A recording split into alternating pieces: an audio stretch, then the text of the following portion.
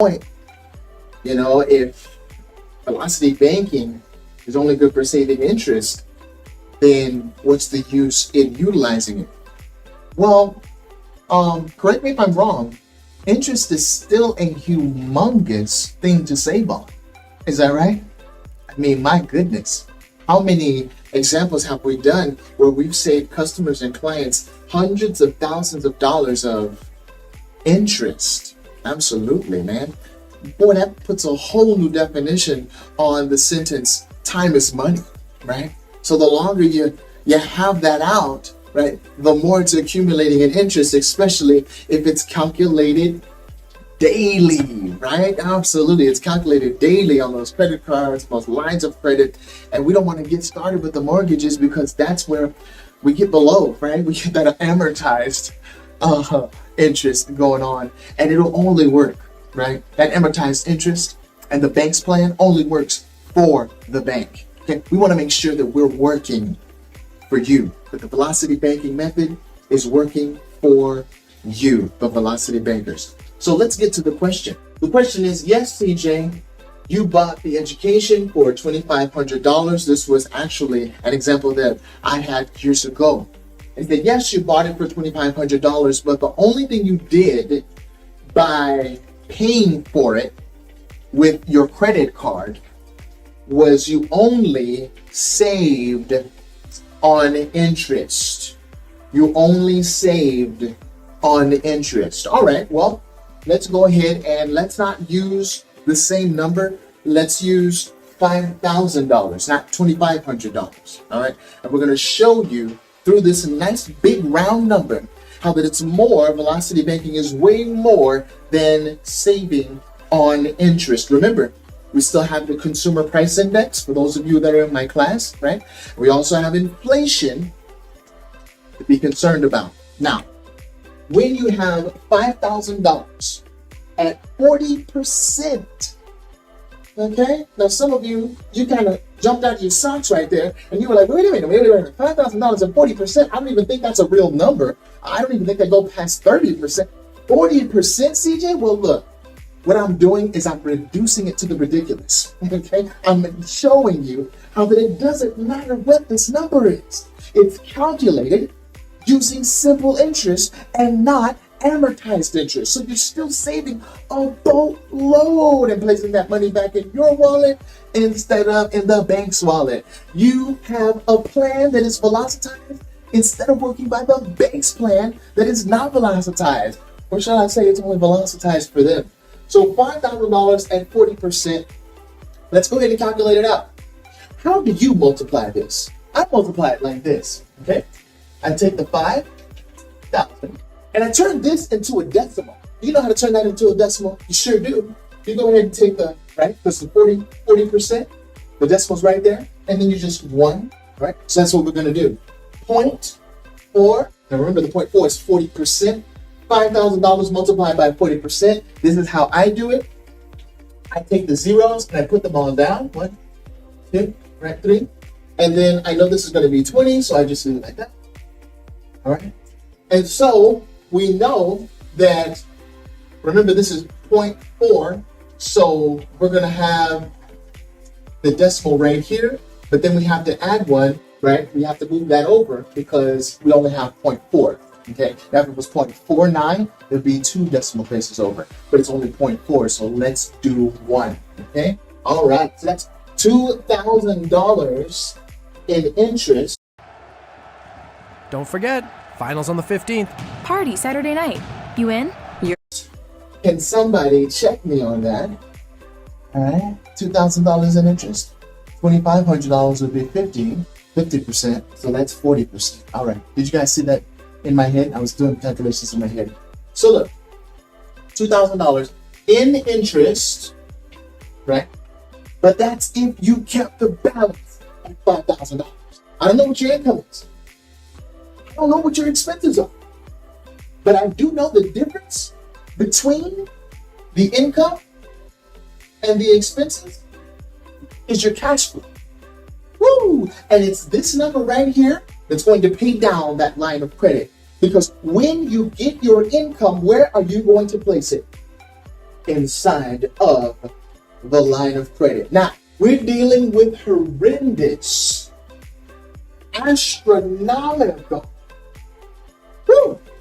don't get political, inflation, okay, and consumer price index. It's a concern, isn't it?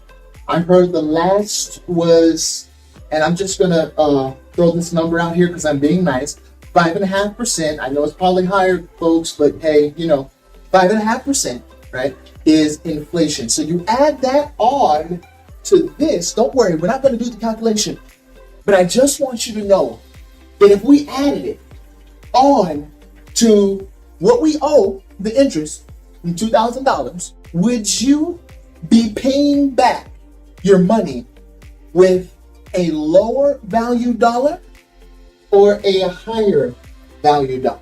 What does inflation do? It devalues the dollar. Yes, it does. And so one thing that I didn't tell you, all right, and you're going to get excited about this, is that $5,000 is not yours. The $5,000 isn't yours. So when you spend this $5,000, you were spending someone else's $5,000. So what did you do when you freed up that $5,000? Now you have a $5,000 balance, but do you have a balance? Or do you have a new checking account? You have a new checking account. So how much money did you spend, right? Let's say, right, that it took you, throw out a number, 3 months to pay that off, right? Okay. So if it only took you 3 months to pay it off, right, how much of your money did you spend? Would you like to see? All right, let's do it. Not everybody has the same access to tech. We can make the opportunities of tech and innovation accessible. Okay, I'm not cutting this part out. Somebody said that I ruined the whole round, did you? Boom. $5,000 takes you 3 months to pay off. So what does that mean?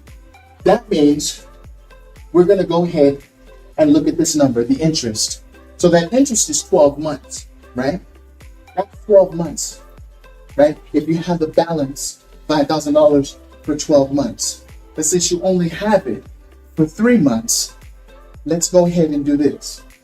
We're going to divide $2,000 by 12 months and get that monthly rate, okay? So $3,000 divided by 12, what is that? Somebody get that number for me. You got it? You got that number? All right, so you got it? 160, let's just round up, all right? $167 each month, okay? It's $167 in interest each month that you have, right? That balance that you got to pay off. Now we know that you're going to be paying this off each month, all right? So this is give or take, all right?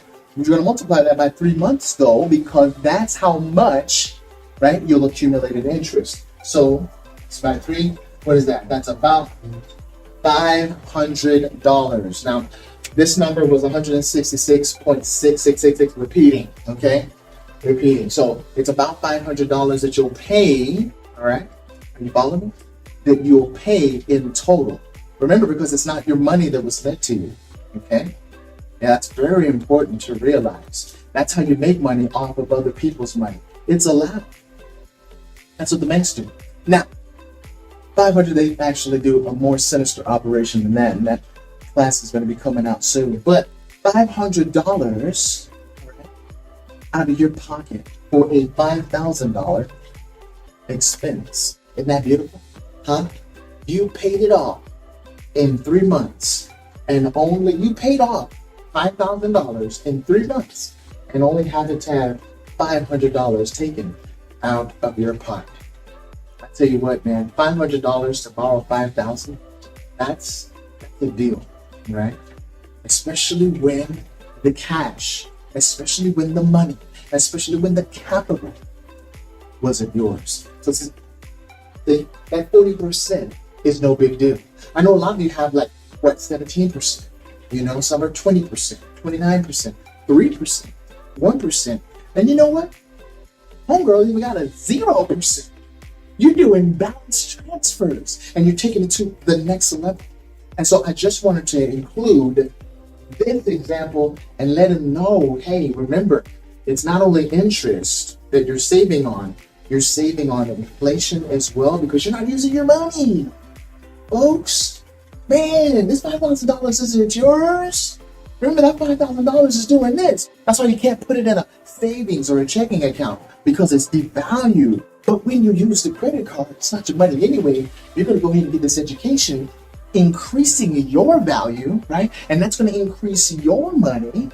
All right. Do you see the science behind there? Man, you didn't take my class. I go into this. All right. And that puts you on the road to freedom. It's called leveraging. It's called velocity banking. Why spend $5,000 when you can spend $500? Dedicated it to you, sir. Thank you so much for commenting. We appreciate you, Marcus. God bless you, and have a great night.